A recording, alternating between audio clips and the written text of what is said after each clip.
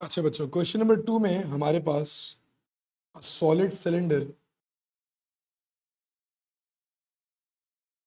is lifted out of oil by a wire attached to a motor. Choose two different positions x and y of the cylinder during the lifting process. The motor is fixed overhead of the beam. The cylinder has a cross section area of this. Length is this and the weight is this. 560 का weight है. ठीक है, सारी values को highlight कर देते हैं. Density of the oil is 940. Throughout the lifting process, the cylinder moves vertically upwards with a constant velocity of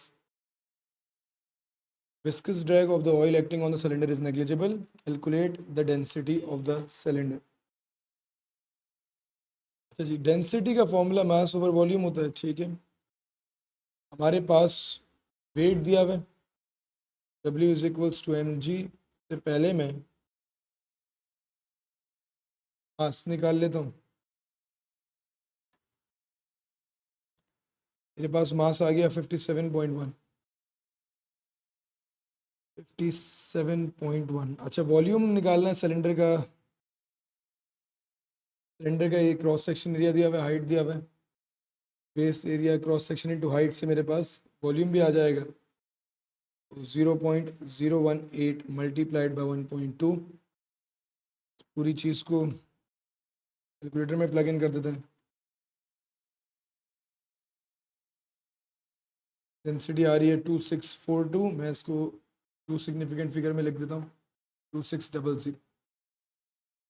ये आगे density for the cylinder at position x show that the upthrust due to the oil is 200 newtons. Upthrust का formula था density gravity volume.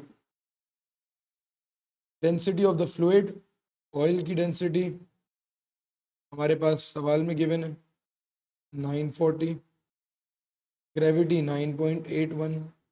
Volume of the object 0.018 multiplied by 1.2. पूरी चीज़ calculator में डाल देते हैं. 940 into 9.81.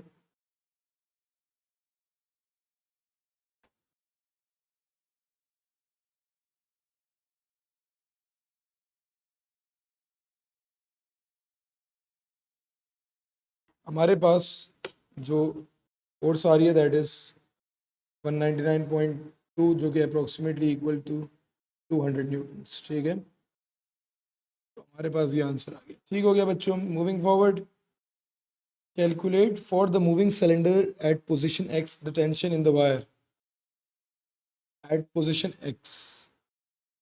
ये बात लेक्चर में मैंने आप लोगों को बताई थी. जब ऑब्जेक्ट इमर्स होता है और कांस्टेंट स्पीड पे मूव कर रहा होता है, लेक्चर नंबर 3 में आप लोग ये बात देखिएगा. मैंने कहा था टेंशन प्लस अपथ्रस्ट वेट के बराबर होता है. वेट हमारे पास 560 न्यूटन्स दिया हुआ है. अपथ्रस्ट हम लोगों ने अभी 200 निकाली. Tension is equals to 560 minus 200.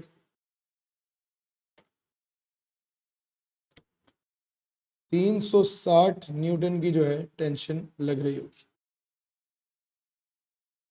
The power output of the motor. अच्छा बेटा, पावर आउटपुट मोटर ने टेंशन प्रोवाइड करनी है. ये इस लेक्चर इस टॉपिक का नहीं है. पावर आउटपुट अगले चैप्टर में आप लोग पढ़ोगे. पावर का फॉर्मूला होता है force due to the motor that is the tension multiplied by velocity of the object, जो हमारे पास 0.020 सवाल में गिवन है. इस वेलोसिटी पे ऑब्जेक्ट मूव कर रहा है. इन दोनों को मल्टीप्लाई करेंगे, हमारे पास जो है पावर आउटपुट 7.2 वॉट्स आ जाएगा. ठीक है. अच्छा जी, moving forward, the cylinder is raised with a constant velocity from position X to position Y. State and explain the variation, if any, of the power output of the motor as the cylinder is raised. Numerical value are not required. State and explain the variation, if any, of the power output of the motor as it is raised. Numerical value is not required. यार x position पे हमारे पास जो है, जो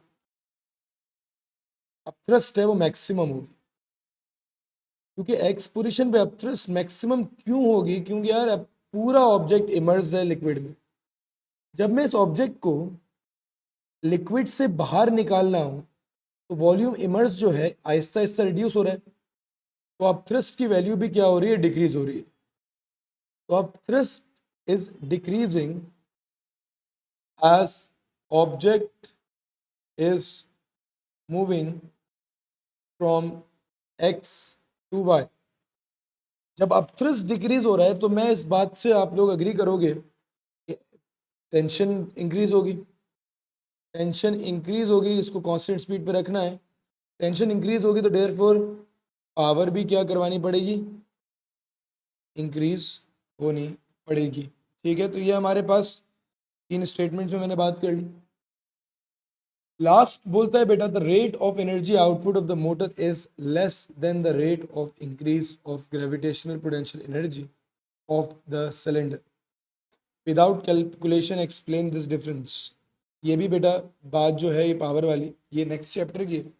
although the video is in the topic of force density and pressure, but ये समझ लो the rate of energy output of the power is less than the increase in the gravitational potential energy. क्यों बेटा जो energy output है वो कम क्यों आ रहा है, क्योंकि लाजमी सी बात है अपथ्रस्ट भी तो एक वर्क डन प्रोवाइड कर रहा है।